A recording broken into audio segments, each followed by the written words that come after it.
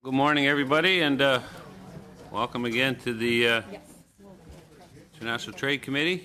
I see some visitors to our committee. Welcome, welcome. As you will realize, this is not only the most active, fun, and efficient committee on the Hill. What else is it? Mercosur. Mercosur. The estimates in Mercosur. Anyway, good morning, everybody. It's a rough slugging week. We're up late at nights, but we're still forging on.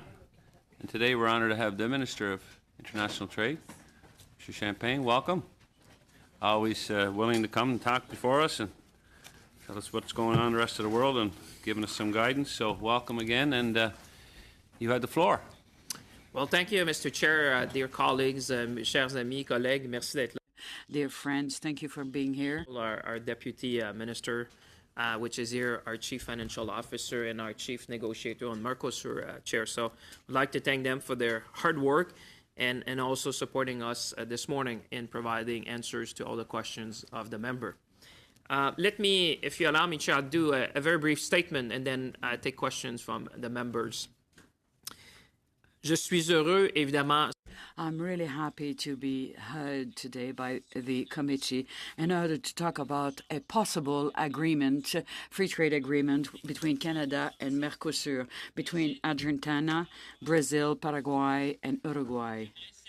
I would like to take this opportunity to underline the work of the committee who launched that study. As you know, the government is a strong believer that trade should be free for goods, services, investment, and according to clear and transparent rules. It is essential for the prosperity and for the economic welfare of all Canadians. Mercosur represents more than 260 million inhabitants and $3,000 billion, and it is difficult for business people to have access to the Mercosur countries. Historically, the Mercosur bloc was not a main target. It concluded agreements only for goods. Over the last year, Canadians who were interested by this initiative told us about their negotiating priorities that they've talked about here in this committee. The middle class is growing. There is an increasing number of services and goods, and Mercosur represents zillions of opportunities for the development of our bilateral trade relation, which would represent $8.9 billion in 2017, exports of $2.3 billion, and imports of about $6.6 billion. But in order to reach our full trade potential, it doesn't suffice to eliminate custom rates. Canadian importers will tell you we need a stable market, an efficient one, and a transparent and previsible one. No SMEs would try and export its goods at the other end of the world so that it'd be slowed at custom and would not invest important capital in order to get market shares in countries where there are several technical obstacles. This and is ready to act, Mr. Chair. The free trade agreements we are negotiating are not for the sole benefit of companies, whether they be big or small. Our agenda is specifically designed to bring more people into the equation and give them the tools necessary to compete and win. We know as Canadians that when we have a level playing field, we know how to win. That's part of the Canadian spirit. More than anything, small and medium-sized enterprises, the main job creators in Canada and the backbone of our nation's economic growth, need to benefit from the free trade agreements. We will negotiate a dedicated chapter on SMEs with Mercosur to guide cooperation between us to share best practices, make information available, and above all, easy to access for small and medium-sized businesses. I know this committee has been hearing from a lot of people, but you will always hear me, Chair, talking about how can we make trade real for people? How can we make trade real for small and medium-sized companies, which definitely need this access to this market? We will also work together to raise awareness of the opportunities and support which is available to those small and medium-sized businesses across our nation. Women entrepreneurs whose businesses mainly operate in the service sector would benefit from an FTA that increases the predictability that their nationality and or their gender will not be discriminated against when they engage in international transactions, like, for example, when applying for permits or licenses to provide their services on a cross-border basis. Guided by the principles and objectives embedded in our progressive trade agenda, our potential free trade agreement with Mercosur will seek to ensure that all segments of society, including those traditionally underrepresented, whether they are women entrepreneurs, our youth, indigenous people, or people from the LGBTQ2 community, to take advantage of the opportunities and benefits created by the agreement. As I said in other forum, Mr. Chair, I want to make sure that everyone has a seat at the table. And our government approach is to ensure that increased trade and investments create opportunities for more people to benefit. And that applies across the nation. We should be making sure that people in each of every riding in this country can take benefit of obviously what we're doing. The status quo and the old approach to trade are no longer acceptable. We've seen good examples of that very recently. And as I often say, trade should be a march to the top, not a race to the bottom. People have given us a broad mandate to engage in trade, but not at the expense of labor standards, not at the expense of environmental laws, not at the expense of governance principle. Quite the opposite.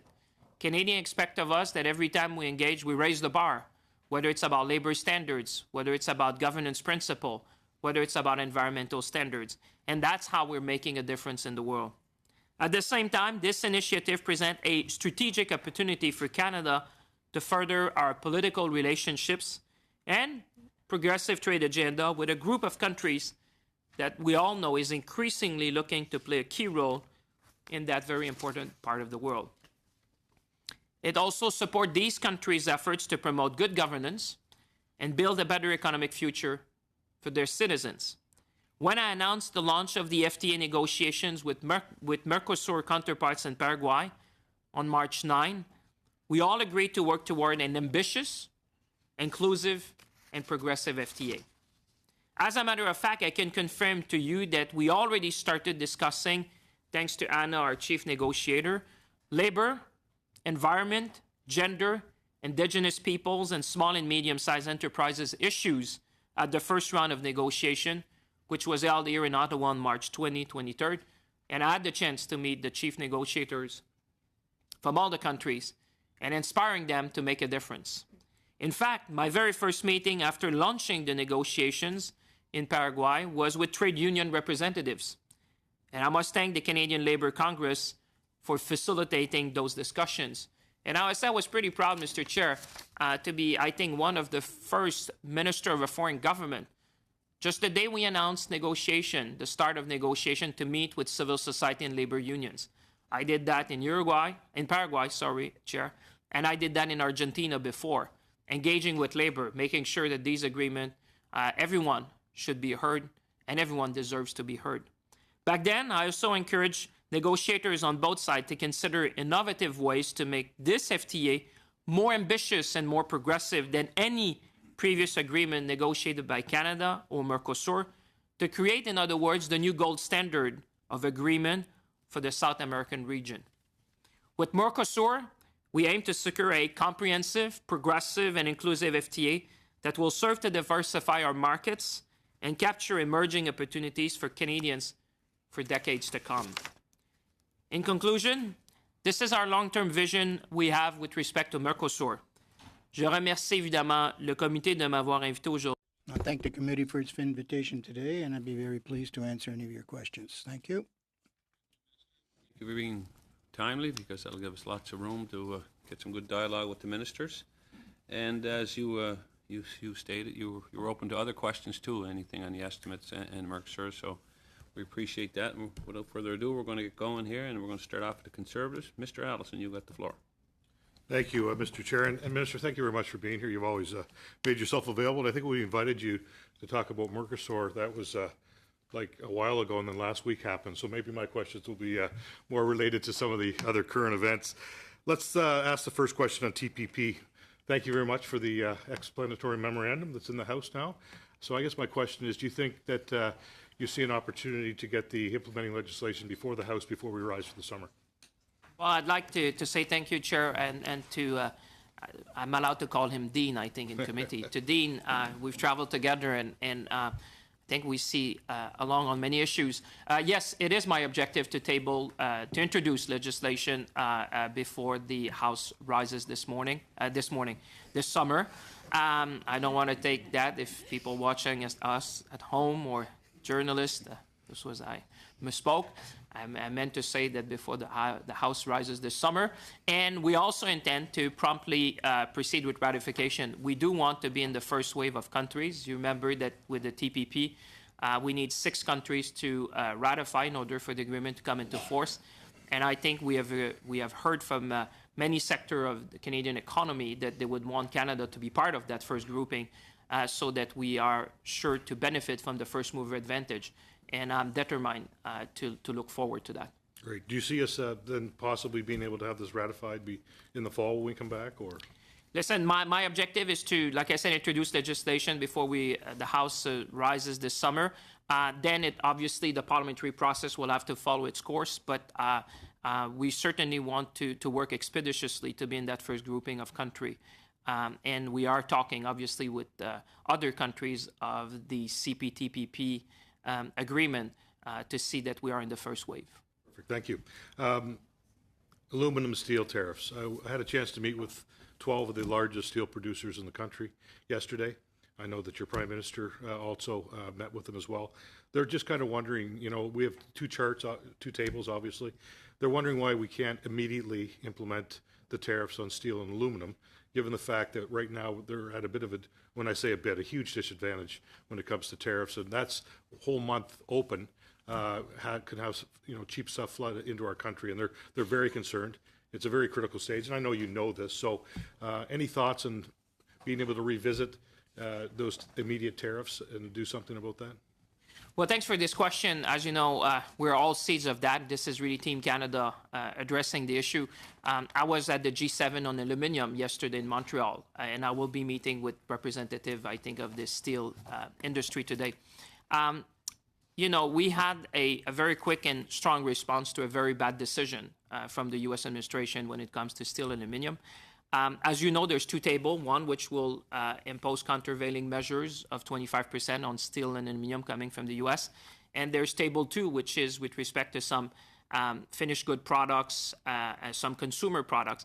The reason why we have launched a consultation is to make sure that we select products that won't have a negative impact on our competitiveness. We need to make sure that these products are easily substitutable with Canadian products or products coming from other countries to make sure that we're not creating us to be uncompetitive for manufacturers. We need to make sure that the products that are on the list are easily sourceable from Canadian sources so that we retain our competitiveness. And that's why we have launched this process. And I think we're looking forward for the consultation to make sure that this is exactly the case.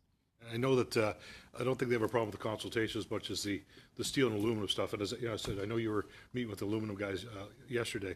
The last question, because I said I only have 5 minutes, is around direct foreign investment and as it relates to pipelines. And I know that one of the challenges, I know you're a huge promoter of Canada. I've seen you in action, Minister. I know that's the case. My concern is around, the amount of money we attract in this country. And I think the process and the way we handled Trans Mountain has not been helpful in building confidence, especially in our energy sector. So I guess my question to you is, what more can you guys do? My concern with energy and the way it revolves around investments is that we're sending the wrong signal to the world that we're possibly not opening for energy investment in this country. Have to be a short answer, Minister. Yeah, I would say quite the contrary, Chair.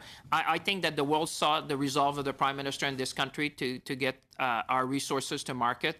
I think what is making a difference in the world and talking to investor is in a world which is more and more unstable is stability, predictability, rule of law, a very inclusive society and one with cherished diversity. I think that those are the things that investors are looking for. Most investors are looking at 10 years, 20 years, 30 years of return on their investment. And I think Canada is the place of choice. I can just point out that last week, I think, or the week before, I was with the CEO of Samsung Electronics, which just opened their artificial intelligence hub in Toronto. And chatting with him, he was saying, obviously, Canada is the obvious answer. So I think that us working together, strengthening the stability, predictability in our country, making sure that we have these trade agreements, making sure that, as you know me, when I talk about Canada, I don't refer as a country of 36 million people, but a country which is now having access to 1.2 billion consumers on a preferential basis, and soon with the CPTPP, 1.7 billion. I can say that when you add to that the attractiveness of stability, predictability, and rule of law in a world of uncertainty, this is becoming very attractive. Thank you. Thank you, and we're going to move over to Liberals. And Mr. Dhaliwal, you got the floor. Thank you, Mr. Chair, and good morning, and thank you, Minister, to you and your team. And as Dean mentioned, the key element in political representatives' life is accessibility, and I commend you for your accessibility. You're always accessible. We have studied CETA on this committee, CPTPP, Mercosur, and it's very highly unlikely that we will be able to sign NAFTA before end of the year. So when we look at the other agreements or reaching out to other nations for agreements, could you elaborate or tell us how these agreements will leave Canadians in a favorable position? Well, thank you for your kind words. I always try to be accessible despite all the travel that some colleagues know. And, I call it the diversification imperative. When I took that portfolio, the first thing was obviously realizing that the U.S. will always be our largest trading partner. More than 70% of our exports go to the U.S. Because of the proximity of the markets and obviously the size of the U.S. economy. But at the same time, I think that Canadians now understand more than ever that, Canada represents, 0.5% of the world population and about 2.5% of global trade. So opening markets is just the smart thing to do. That's what we've done in Europe with CETA. As you know, on the 21st of September, this agreement came into force, opening up a market of 500 million consumers, 3.3 trillion in public procurement available to small and medium-sized businesses in Canada. At the same time, we looked at Asia-Pacific, and the CPTPP, for me, was a way for Canada to write the rules of trade in Asia-Pacific for the next couple of decades. And that's pretty astonishing if you consider that in the CPTPP, Canada is the second largest economy after Japan. So we have been a key actor to make sure that our progressive elements would be incorporated. And if you look at the 22 suspensions, you would see that Canada's played a leading role to make sure that we rebalance the agreement in favor of, for example, the intellectual property rules that we have in Canada with respect to culture, with respect to the environment and labor. So I think this is a great achievement for Canada. At the same time, obviously, we're looking at the Pacific Alliance, which is the countries of Mexico, Chile, Colombia, and Peru. We already have FTAs with them, but we're trying to improve them, to modernize them for the 21st century. And with respect to Mercosur, which if you took Mercosur as a country, as a bloc, that would be the 5th largest economy in the world. I said to about 260 million people. So I think that what we're doing is looking north-south, east-west to make sure that Canada has preferential market access. And I think this is a key differentiator. I can tell you that investors, when they talk to me, they do look at these agreements to see how can they access these markets. And at the same time, it's our way to move the needle with respect to progressive trade. We did that with Israel, you may have seen recently, modernizing the FTA and having the first ever gender chapter, which is subject to dispute resolution in the world. So at the same time that we're expanding, we're moving the needle in making sure that trade is in line with values of Canadians and ready for the 21st century. You mentioned about the gender equality in one of your recent ones, but is there any other agreements where you are paying attention, or the agreements that will benefit particularly the women and entrepreneurs? Well, I would say everywhere. Everywhere that we can make a difference. I did it at the last WTO meeting in Buenos Aires, not the last, well, I think, yeah, it was the last. We had the mini ministerial just a few days ago in Paris, but the last full meeting was in Buenos Aires in Argentina, where Canada was one of the countries which sponsored a declaration that would prevent countries to discriminate on the basis of gender to issue permit or government authorization. I think it's just common sense. We gathered some 120 plus countries. Sadly enough, we didn't have unanimity, despite the fact we're in 2018. So we still have a lot of work to do. And I think, for example, what we've done with Israel to have a gender chapter which would be subject to dispute resolution is another step in the right direction. This is a journey. And I think every time we move the needle, we push the boundaries of international law, like we've done with labor, like we've done with the environment. Now, if you look at gender, I think you would hear from colleagues around the world that they start thinking that this is now the standard that you need to have in modern trade agreements. And I know the European Union and others are looking also to have that in their agreement. So this is how Canada can make a difference in the world, opening up market, but at the same time making sure that trade is in line with values of Canadians. Thank you, Minister, and your time is up. And we're going to move over to the NDP and welcome Mr. Blakey. You've got the floor for 5 minutes. Thank you very much. I'm just going to circle back really quickly to Mr. Allison's question about the TPP enabling legislation. I think we heard quite clearly you're planning to table that before the end of the summer, but I didn't hear pass it before the end of the summer. So can I take that as a commitment that your government's not going to use time allocation before the end of the summer to pass the TPP enabling legislation? I think you can take it from my word that I think the technical term is that we will introduce legislation before the House is rising this summer. Okay, but it And won't work- be passed? Sorry? But time allocation won't be used to pass it before summer? I can say that we will introduce legislation and we'll respect the parliamentary process as it should be. So is that a yes or a no? It's as clear as an answer as one can give.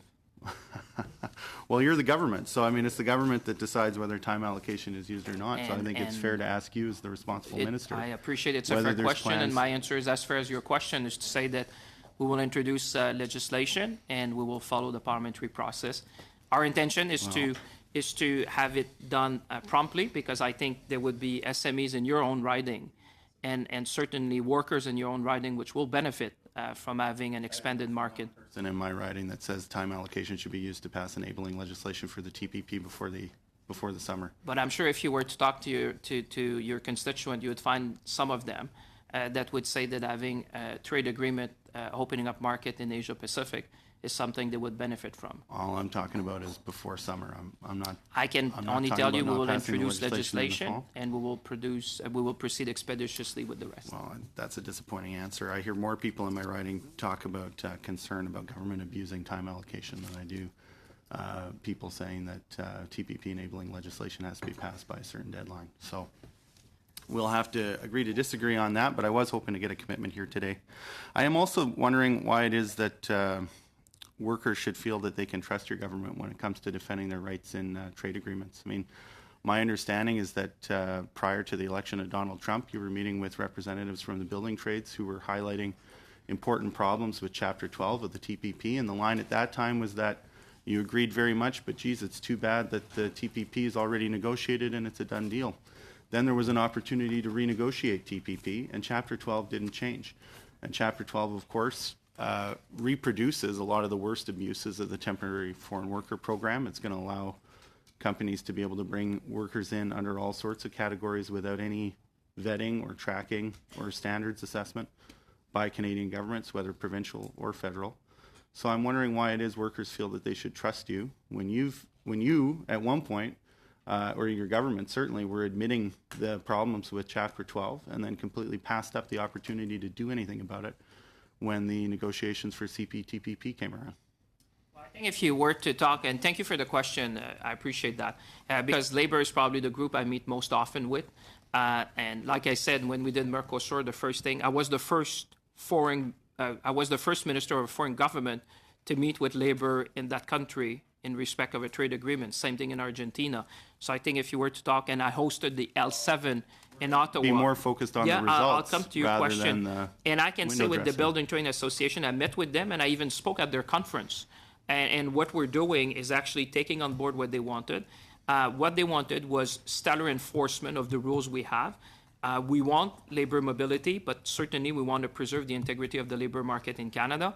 We have agreed with them on the way forward, and we're looking with our civil service now how we can implement what we've Yeah, been but part of the discussing. problem is that that wording isn't in the agreement. So the agreement is very explicit that Canadian governments won't require any kind of standards Well, qualification. I would or- challenge you on that, and I'll refer you to the text.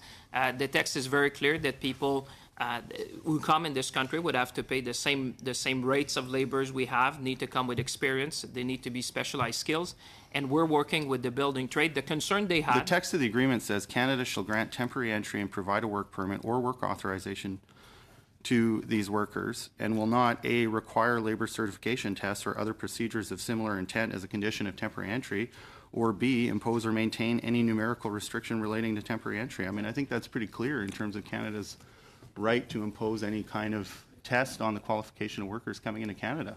Wouldn't you agree, Minister?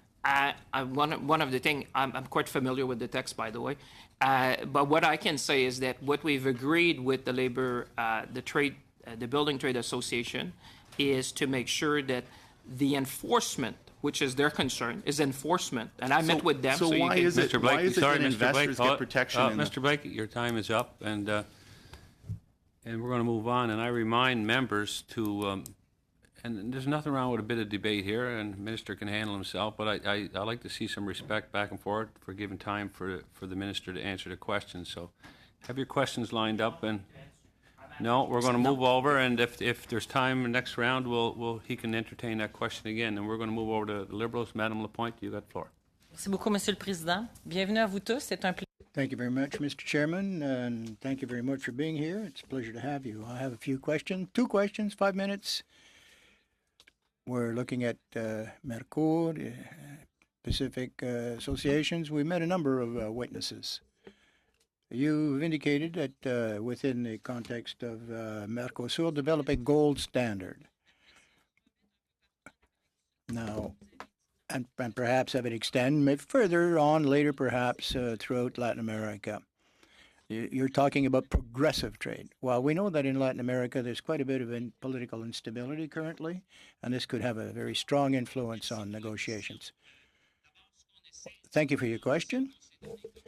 The goal we set ourselves at the onset of our negotiations, when we gathered together our negotiating team, we set a principle to have a very ambitious agenda, to have a very modern and progressive trade agreement that would serve as a model.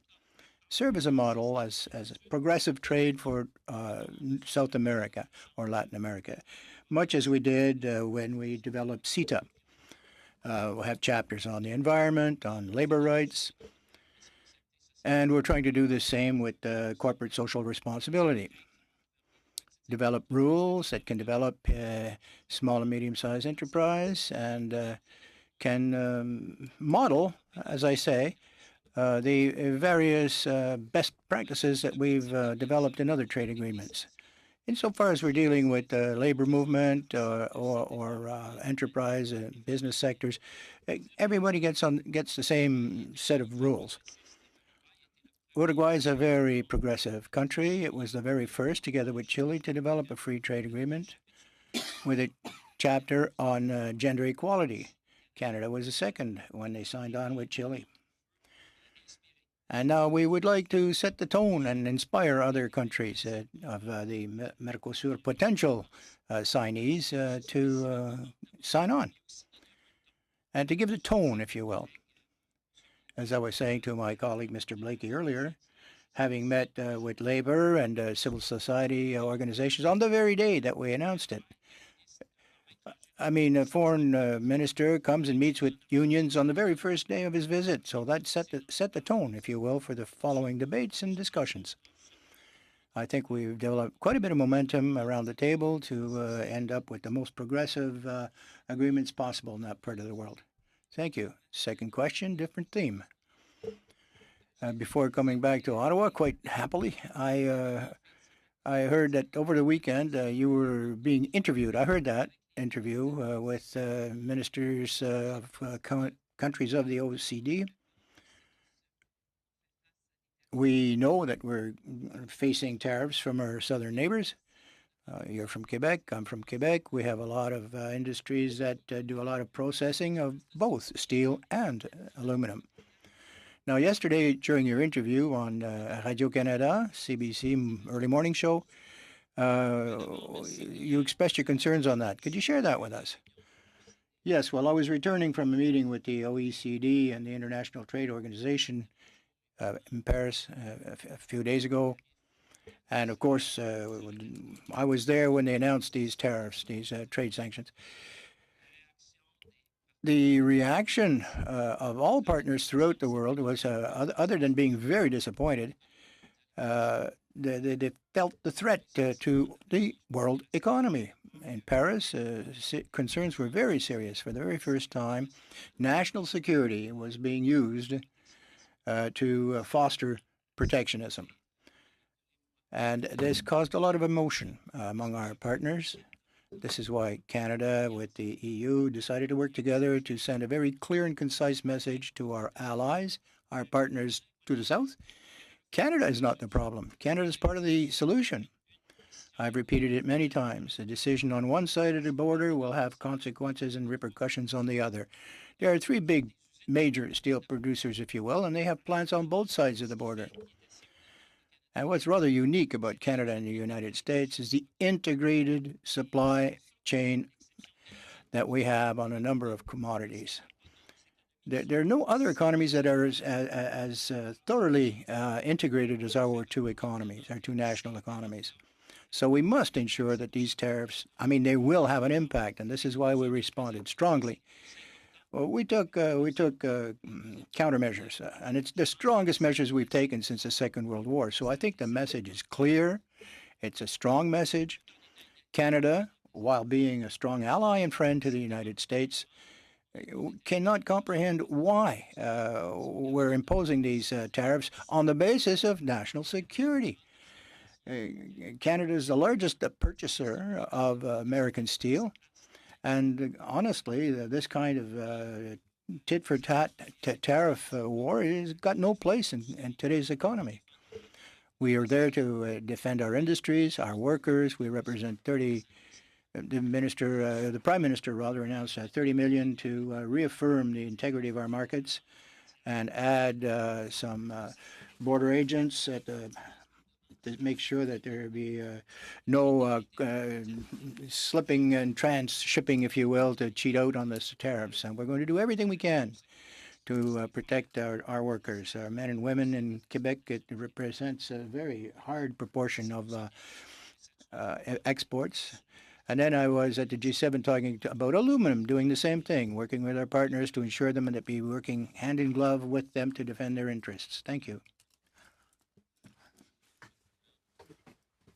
You've got the floor, sir. Go ahead. Thank you, Mr. Chair, and thank you, Minister, for being here. In your opening remarks, you had mentioned that everybody in Canada should be able to, any business, any group should be able to partake in the opportunities that international trade provides. And I know that you have had a laser focus on this in some groups in particular, be it women, Indigenous, LGBTQ2. You are setting up a number of trade missions that are coming along. And what I'd like to know what those trade missions, be it with women, with LGBTQ2, with Indigenous, who will be going on those missions? When will they be taking place? What are you looking to achieve through those trade missions? Well, I appreciate that. Thanks for the question, and I want to recognize Pamela Goldsmith-Jones, my extraordinary parliamentary secretary. She's been a key champion of all our mission, particularly the women trade mission. We will have one in Detroit coming up, I think, this month.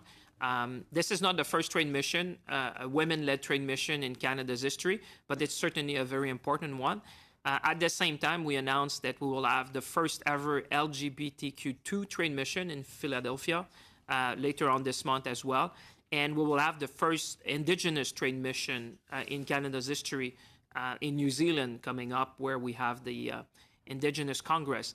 The reason for that is very simple, is that whilst at the same time we do trade mission which are focused on sector. I did one with the Prime Minister in Paris where it was about artificial intelligence and green technologies.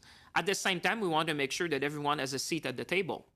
that everyone should get the benefit of international trade and get to learn about these agreements and the potential that they offer. Our job, my job, is to convert paper into prosperity, is to convert these agreements into jobs, into order book, into opportunity for people.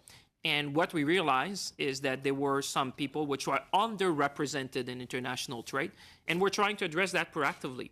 Whilst at the same time doing trade mission and favoring sector, which we know I've been talking about our clusters that we've talked, whether it's artificial intelligence, ocean technology, plant protein, the digital economy, making sure that Canada is known for its natural resources, but also for the super clusters that we have established that will favor significant investment. Well, thank you very much. I want to change gears here a little bit and go over to Canada Mercosur. You also cited that you had your first meetings with Canada Mercosur in March, I believe, the third week of March. And what was discussed in those meetings? What were kind of the top issues that you were looking at? What was on the table? I would say making sure that we would write history and having the most progressive, inclusive, and modern agreement in the hemisphere. I think there's a sense in certain Uruguay, as I said, is a very progressive government. Paraguay, which is wanting to come on board. Argentina, since the Prime Minister met with President Macri, has set the tone. And our Brazilian colleagues, you know, what we've heard from our consultation, and I think this committee has heard, is that there are still a number of barriers that we need to address when it comes to trade. I've met, for example, with the Magna, and we were talking about, you know, the auto part manufacturers, some of the challenges they face with respect to custom clearance. We heard about issues with respect to, you know, some bureaucracy that we can try to facilitate for small and medium-sized businesses, making sure that we address issues around non-tariff trade barriers, IP protection. So those are the type of things that when we were talking is that how can we facilitate trade? Trade should be a tool, or these agreements, the FTA should be a tool to modernize some of these practices to allow for a more free flow of goods and services. And I think you found the same thing with our partners wanting to really seize the moment. I often say that, seize the moment and be ambitious. And that's what I think is reflected in with Anna as our chief negotiator. I think we have really the right person to bring all that level of ambition to the table and making sure that we all can be proud of an agreement that serves our economic interests, but at the same time serves the interest of our interested parties and people who have commented on the journey we're taking in these negotiations. So, Minister, on seizing the moment. I don't think you're going to be able to squeeze question in. I know it's probably a really good one, but a little tight if it goes. We'll have to move over to the Conservatives. And Mr. Kerr, you got the floor. Thank you very much, Mr. Chair, and I want to thank the Minister for being here to take our questions. I'm going to talk a little bit more about TPP as well. I come from Oshawa. We build cars, and General Motors is part of the Detroit 3. With the original TPP, the negotiations actually included NAFTA. You're aware of that, how we were going to renegotiate for the entire North American bloc and include these specific countries. We now have a world of uncertainty. We have some domestic uncertainty. Now, I believe we had that side letter with Japan that talks about the dispute settlement process between Canada and Japan and the auto parts. I was wondering, though, now because NAFTA is still up in the air, we seem to have a difference of opinion between the Detroit manufacturers and the offshore manufacturers. And I was wondering, how do you see these disputes working their way out when we have TPP? We're having a certain set of rules for auto parts, for example, and then NAFTA, it seems to be going a different way. How do you give solace to our manufacturers, our parts manufacturers, that when we get these two agreements going, that they're actually going to be reconciled? Well, that's a very good question. I thank you for that. I did meet with a number of people in the sector. At least we consult regularly, as you would expect. You know, it's the auto workers, and it's a very significant industry. The good thing you would know is that Minister Freeland and I belong to the same department, so we're really joined at the hip. Our deputy ministers serve both ministers, so whatever we do on one track is very well coordinated with the track on NAFTA. Those are separate tracks, but I appreciate the views you expressed. What I would say is that what we've achieved in the context of the TPP negotiation is this side letter, which I think gives Canadian auto manufacturers the greatest market access ever in Japan. The good thing with that is also it's subject to an evergreen clause. So whatever Japan would grant to any other country, Canada would benefit from it. And this is to address non-tariff trade barriers. It's not about tariff. It's about making sure that the non-tariff trade barriers would be addressed with respect to safety standards in particular. We have negotiated a pretty lengthy letter. It's more than 10 to 15 pages, if I recollect, in terms of trying to achieve the outcome. That was one of the outcome, not the only one, but one of the outcome that the auto sector had wanted us. And as a result, that would give the greatest market access we ever achieved with respect to the auto sector in this important part of the world. We also have one side letter, as you know, with Malaysia and Australia to make sure that we can get access to these two markets, despite the fact that they may not meet the rules of origin content required. So we're going to continue. And I think for us, to be honest, to be part of that first grouping of country, why I was saying that ratification is essential. As you know, other countries have expressed the will to join. And having Canada in that first group of countries, making sure that the terms of trade in that part of the world would be taking into account Canada's interest and consideration, I think is key. And we're going to be continuing to work to perfect that and to work with the auto sector. So with NAFTA, we're seeming to get into a space where we're going to be having higher North American content. And with TPP, it appears to be a lower content. So my question was, as you go through to negotiate these two different agreements that you say are similar, but they're on different tracks, this seems to be an area of contention. And I was wondering how you see those two reconciling themselves. I think that there's two things. There's the auto manufacturers, which for them is about market access to the extent that, what I was talking to them is that you can look at the auto market today or try to think of the auto market in 20 years from now.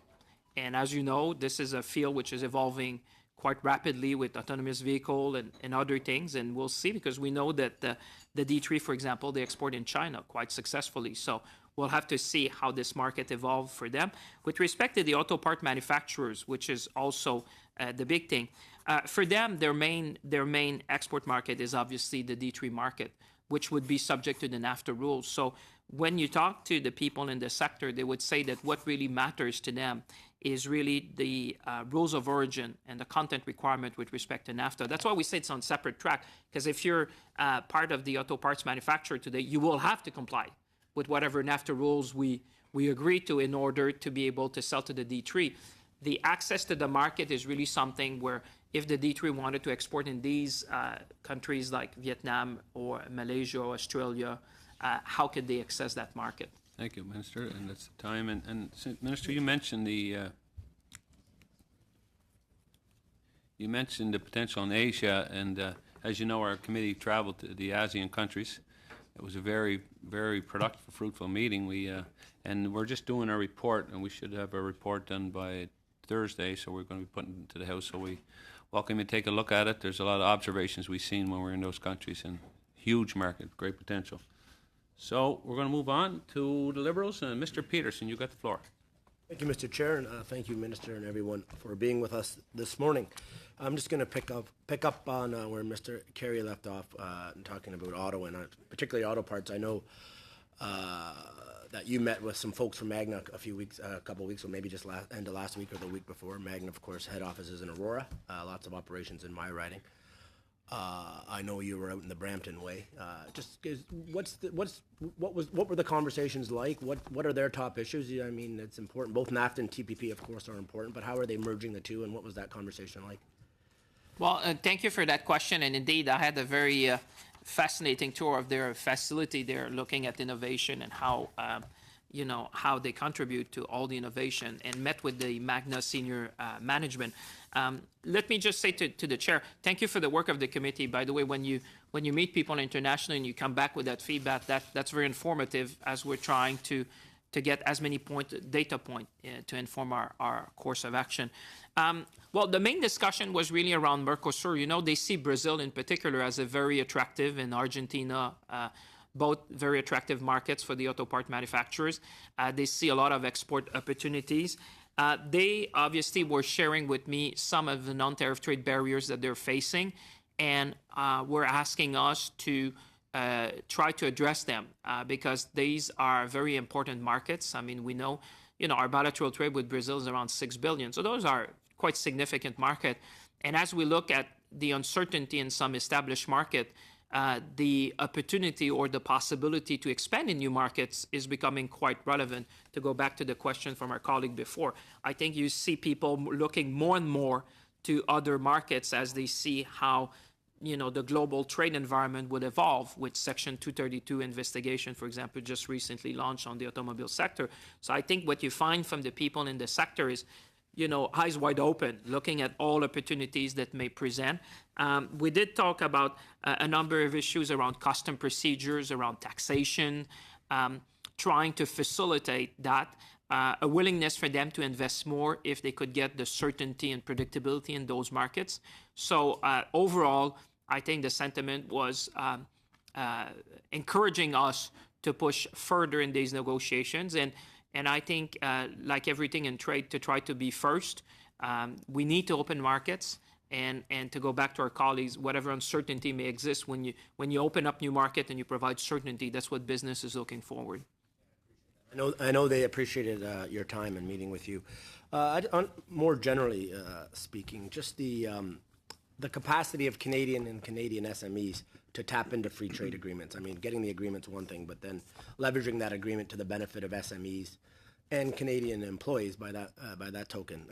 Do we have the capacity to do so, and what role do you see the new Invest in Canada playing in making sure that we're getting the requisite amount of FDI in Canada to help us leverage these trade agreements?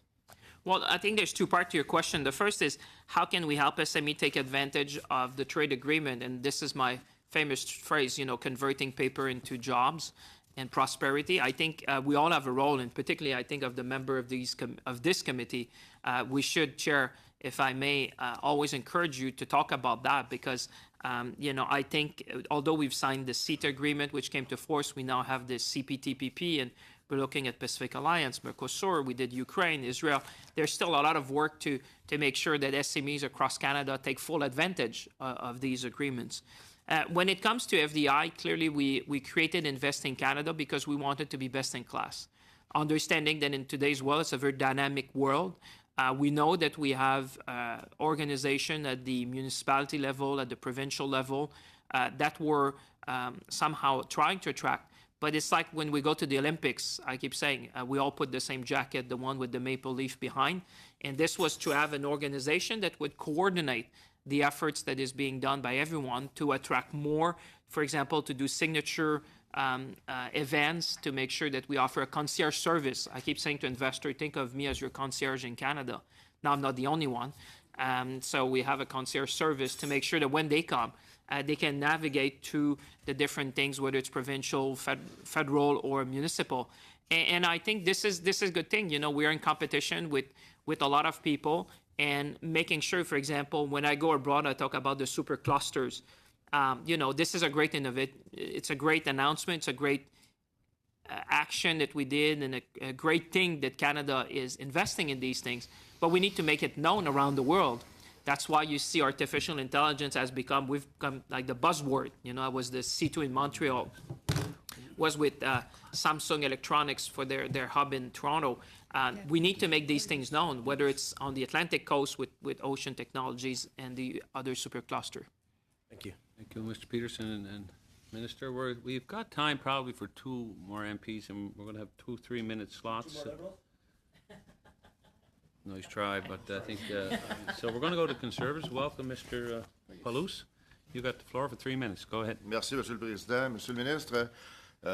Thank you very much, Mr. Chair. Mr. Minister, I can recognize your vast enthusiasm, particularly in talking about a progressive trade agenda. CETA is all very well, a nice agreement with Europe, but it's not working. Canadian businesses and enterprises don't seem to be wanting to work with the EU as we might have thought they would. I've met with a few ambassadors recently, and he was wondering why Canadian companies aren't moving and taking advantage of these opportunities. Now you're looking to conclude trade agreements with countries that are relatively unstable, often have corruption problems, and you're trying to present them with a progressive agenda, a progressive trade agreement. Now, they do business in a old-fashioned way, perhaps, but if we want to push our agenda the way you're doing, I don't think that we can have these obstacles, and we don't. It doesn't amount. Nobody picks it up. Well, there's two aspects on CETA. First of all, there's over 300 MPs in the House. There's only one trade minister responsible for international trade. There are SMEs in all of our ridings. We don't have to be working for the megacorps, of course. There's always a need for information. All 300 of us, or 330 of us. I've spoken with chambers of commerce, trying to push them a little bit to take advantage of these opportunities and to favor commerce, trade. Now, the second part of your question, as for Mercosur, it's the fifth trading bloc in the world by size and importance. And I can assure you, Mr. Paulus, that progressive thinking is part of the package. We've been asked to develop a progressive trade agreement with them. 21st century agreements have to include and encompass the environment with labor, civil society. And we have to raise the bar so that we can compete on an equal playing field. We don't want to have lower standards than other countries, and that'll make competition even more difficult. A rising tide raises all ships, and we have to do that in order to sign. We do this by raising the tone. 8.9 billion of trade, we export for 2.6, and we import for about that same amount. Now, with agreement, potential agreement with Mercosur, how would this change the balance of trade? Well, it would be in our favor, I'm quite sure, because if we take a look, on average, the tariffs that we impose and the tariffs they impose, of course, on MFN, most favored nation, in general, 4.1%, and if you take a look on the other side, Mercosur, it's 13.7%. So, yeah, we're both from Quebec. We know what forest products are. 35% taxing or tariff on that, and 35% on automobiles. So, if we could eliminate those tariffs or reduce them significantly, makes us a lot more competitive. So you can see why there's a certain imbalance today. The tariffs are so high that our products are relatively unaffordable or non-competitive in those areas. Thank you. I've heard from a number of stakeholders, and I believe actually the Canadian Agri-Food Trade Alliance has been at this committee to say is that a trade agreement with Mercosur is not a priority right now, that they're more concerned about NAFTA and getting NAFTA right.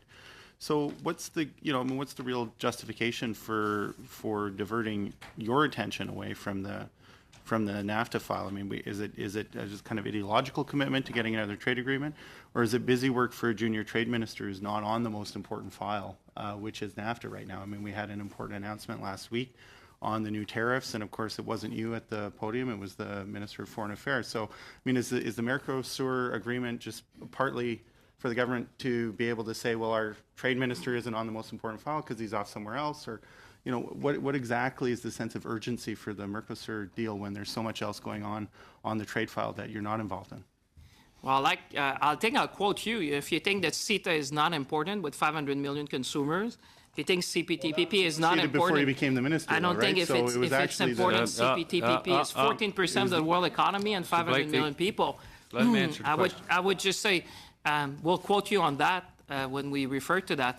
But what I can say is that with respect to agricultural products, we heard from stakeholders that want us to open markets. For example, the pork industry, if I look at cereals and grains and animal feed, people want to be able to export. We know that the tariffs are high. And our job is to make sure that we open markets. And, you know, I think to make your point, people understand that when you have a team, different people in the team works on different things. But my goal, it's not about me, it's about Canadians, it's about your constituent. You know, when we say we have preferential market access to 1.2 billion consumers, that's what makes a difference. And I agree with you, it may not be the largest trade bloc, but it's the 5th largest in the world. So somehow I think for Canadians, either we stay home and we say we're satisfied with what we have, but you can blame me for being ambitious and always trying to find a new market for Canadians. And if I look at people in your riding, in particular, whether it's you know, machinery or equipment, whether it's auto parts, whether we're talking about forestry, when I come from a rural background, if you were to say that to the guys in the forestry sector, they probably take objection to that because they want to expand markets. So it's not about me, it's about us, it's about Canadians. And my job is just to make sure we open as many markets. And with the Deputy Minister and Anna, I think we have enough people to do all that at the same time. And I think we should all cherish that. It's not a political statement, it's just, if we want to, like I said, we represent 0.5% of the world population. Is it good for Canada, though, if people that are at the table with our trade minister feel like you're not the final decision maker? Well, in the government, feel like they're actually negotiating with the person who makes decisions? With respect, it's not about being the final decision maker. This is not a badge on my wall. This is it's not about you. It's about making sure that Canada remains competitive. All right, gentlemen, the time is up, but we have time for one more question from the Liberals. And Mr. Sampson, and my colleague from Nova Scotia, glad to see you here. Merci you beaucoup. say you have one question, and I'll tidy us up for this morning. OK. Merci beaucoup, Monsieur le Président. Thank you very much, Chair. First of all, I want to congratulate you for the excellent work that you're doing. Excellent for Canada and excellent for Canadian businesses as well. Essential. And I believe that the impact of these agreements are much broader and much deeper than possible. It also transmits some of our values as well. I know that the CETA agreement was very important. It reduced tariffs about 80%, I believe, and across various number of sectors. I know that the fishermen in Nova Scotia are very happy about that. Now, if we're talking about Mercosur, what would Mercosur offer by way of benefit for the East Coast, for Nova Scotia, for my part of the world? Like I said, with respect to CETA, you're quite right. You know, lobster were faced with, 25% tariff and came down, whether it's transformed or frozen, to down to 0 over 3 years. So you can see that this is really making a difference in the lives of families and workers and fishers. With respect, as you know, the Mercosur countries, some of them are big exporter of fish and seafood. But I think the reduction of tariffs should allow them to gain access to a market today, which is not really accessible. To come back to our colleague Blakey's comment, you know, every time you reduce tariff and you try to make Canada more competitive, you provide an opportunity. That's what we've done in Europe. That's what we're doing in Asia Pacific. That's what we're doing in South America. And I can say in front of this committee, we'll always look for opportunities to expand market. You know, I keep coming back. If you're 0.5% of the world population and 2.5% of global trade, you need open markets. That's why at the WTO this week, we were leaders. To your point, Mr. Blakey, Canada was a leader in trying to talk about reform and modernization of the World Trade Order, because we depend on open markets for our current but also future prosperity. And you know, we have, I think, the wherewithal. We have the civil service. We have all the experts needed to do all these negotiations at the same time, and make sure that, you know, we open markets. And with respect to fish and seafood, I think that you will see positive news coming on that. I think the officials were telling me that the tariff we're facing currently is about 16%.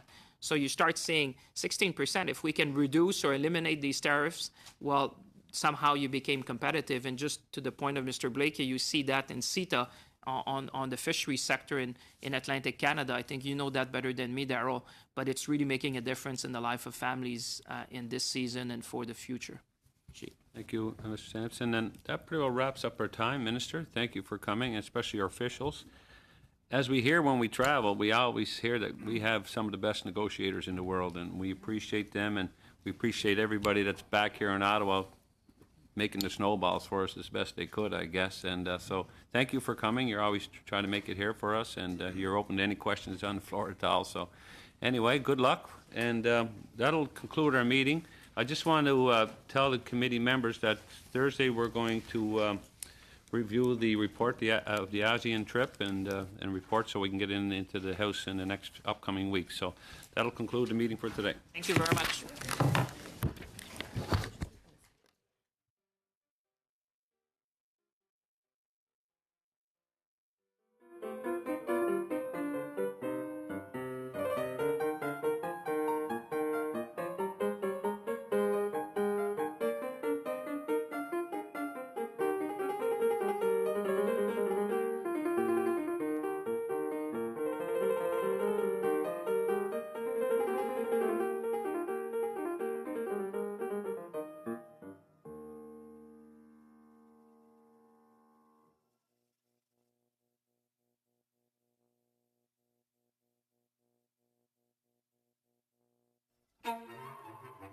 Thank you.